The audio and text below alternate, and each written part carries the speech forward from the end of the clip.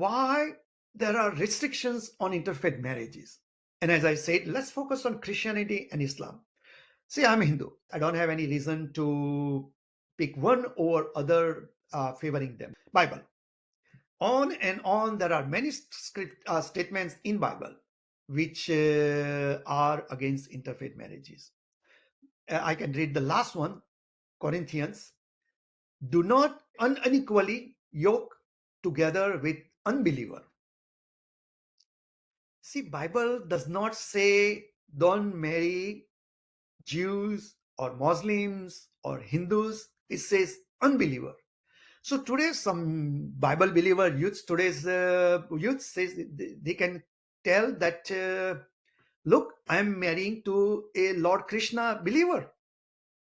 And that's it.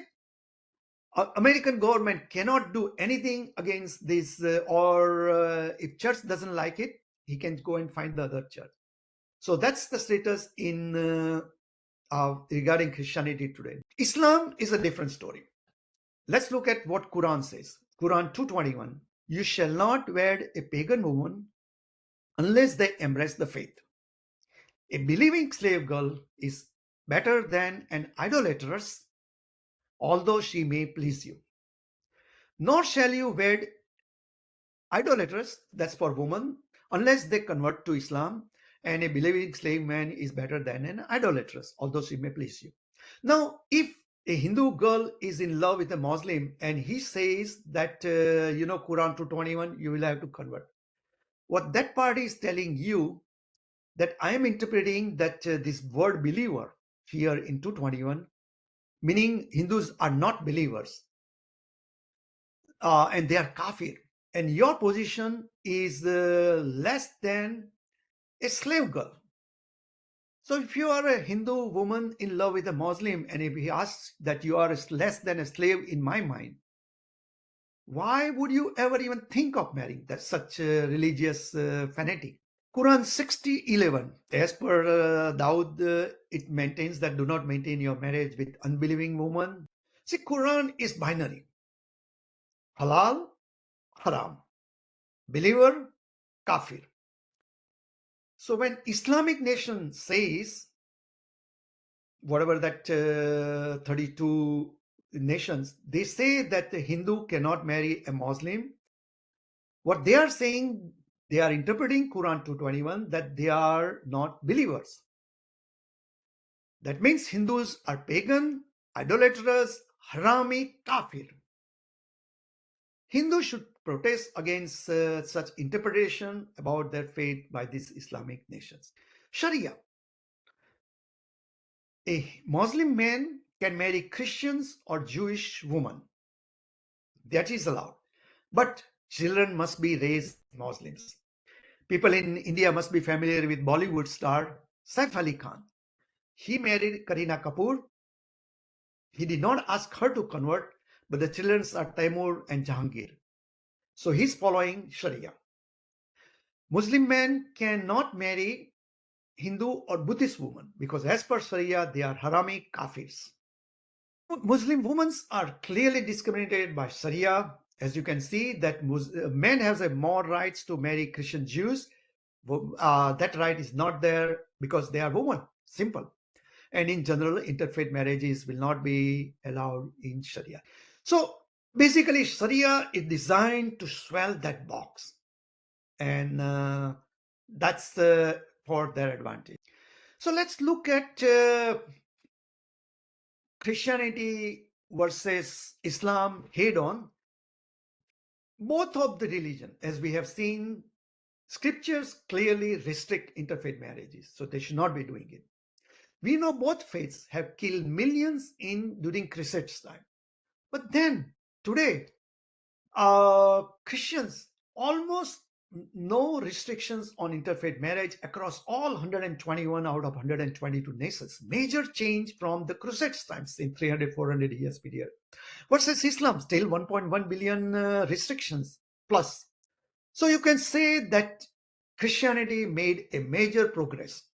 No doubt about it, based on these numbers here right in front of you. And if I use the same word anti-word against Islam, and that's Islam is still regressive, or I can say that Islam is at least a century behind times in progressing to the level of Christianity.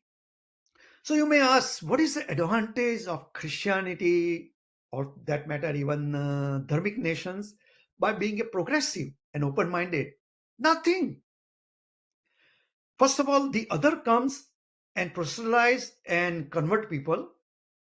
And when it comes to interfaith marriages, they lose a lot of people to the other side.